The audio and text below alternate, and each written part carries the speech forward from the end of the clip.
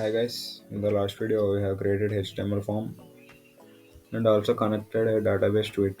In this video we are going to see some MongoDB function which are used to retrieve the data from the database. So for that we have to install MongoDB shell. For that simply go to Google and search for MongoDB shell. Click on this link and then click on download based on your operating systems. So I have already installed it, so I'm going to use it from terminal. For that we can simply go to terminal and type mongosh and then enter mong. So after running this we can simply able to retrieve all the data from the database which are inside this MongoDB campus.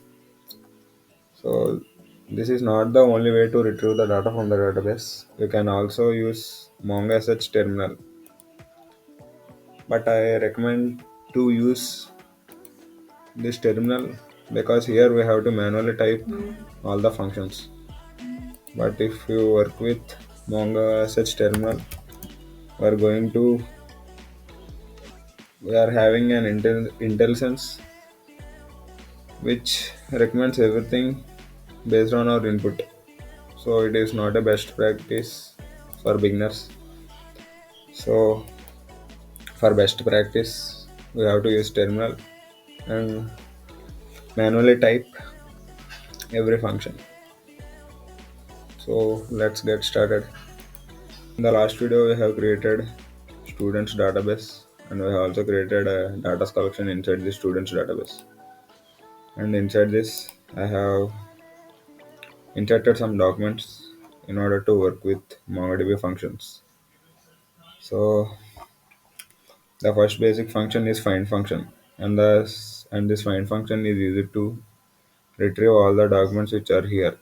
So let's retrieve the all documents using find function. For that, we have to first select the database we want to work with. So it is students database. So to select that, we have to use students. After that, we will be switched to student database. Inside this students database, we have a collection called datas. So to select that, use dp.datas, and then we can retrieve the documents, all these documents using MongoDB functions. So let's use find function. So after writing this, we are going to get all the documents which are available in data collection. You can see we are getting all the documents inside this data collection. So if you want to only get CSC students from this collection, you can write the query like this: db.datas.find, and then we have to filter based on the branch field.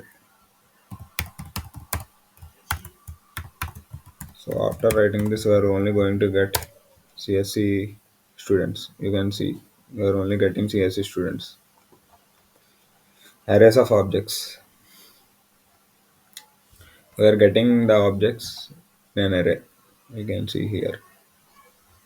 So if you want to only retrieve two documents of CSC students, you can use limit function. So I'm going to use db.datas.find, and then here the filtering field which is branch and then CSC, and then we have to use dot limit and then 2. So after writing this we are only going to get two documents. You can see. So if you enter 3 here, we're only going to get 3 documents. You can see 1, 2, 3. So if you want to get the documents in the ascending order by their name, we have to use sort function. So let me write the query for that: db.datas.find, and then I'm going to filter using branch field branch CSC, and then inside this sort function we have to use name because we're return the documents in the ascending order based on the name field. So inside this we have to use one. If we use one, we are going to get the documents in the ascending order.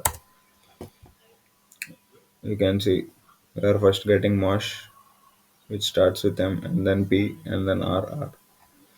So if we write -1 here, we will then get first Ramesh, second Rajesh, third Perry, and fourth Mosh. Let me run this query.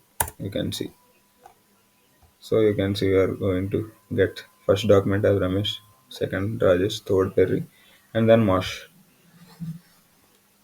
And if you want to only retrieve one document, we have another MongoDB function which is find one. So if we use db.datas.find one, I'm going to get the document using register number field, register number one. So after writing this, we are going to get the document which is having register number as one. Sorry, I'm getting null. So this one should be inside this inverted commas. So you can see we're only getting one document.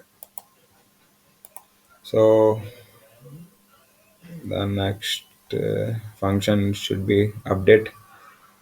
So I'm going to update this name Thomas from first letter small t to capital T. For that we have to first select this document by using the query like this db dot collection name which is datas, and then update, and then I'm going to filter this using register number which is Thomas. Register number is 7, so 7, and then we can use set operator for updating a document.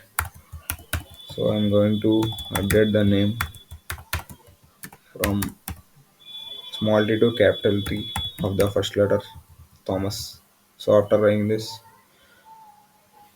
this document will be updated. You can say acknowledge it is true. Initially it is small t here, so after refreshing it will be capital T. Let me see. Yeah, you can see it is changed from small t to capital T. And then if you want to retrieve only the name and branch of the students based on any filter field, for that we have to write the query like this db dot datas dot find, and here I'm going to retrieve CSC students with their name and branch. So here we have to enter the fields we want to retrieve. I want to retrieve name and branch of the students. So if we run this query, we are only going to get the CSC students with their name and branch. You can see we are only getting name and branch. So if you want also the register number, you can simply write register number here. So after running this, we are going to get register number, name and branch. You can see register number, name, branch. And then if you want to update this branch capital CSC to small CSC, we have to use update many function. So for that db dot collection name which is datas, and then update many, and then we are going to filter it using branch. Initially it is capital CSC, and then we are going to set this small CSC, set, then branch, and here we have to use the updated. So after running this capital CSC will be converted into small CSC. You can see matched count is 4. So if we refresh it, this capital CSC will be converted into small CSC. You can see they are successfully converted into small letters. So, and then what are these functions? So if you want to delete a particular document, we can use delete one. So I'm going to delete this document with register number 10. So for that we have to use db dot collection name, which is data, and then delete one. And I want to delete this document based on the register number, using register number field and 10. After running this document will be deleted. So if I refresh this, the count of documents will be decreased from 10 to 9. Sorry, it's not working. It should be the number 10 should be inside this inverted commas. So if I refresh this, the 10 will become 9. You can see. So if you want to delete more than one document, we can use delete many function. So I'm going to delete all the CSC students from this database. For that we have to use db.datas dot and then delete many function. I'm going to delete all the CSC students. So I have to select branch and then CSC. After running this, 4 documents will be deleted. Sorry, it's 3 documents will be deleted. So if I refresh this, the count of documents will be decreased from 9 to 6. You can see there are 6 now. So that's it for this video. Thanks for watching.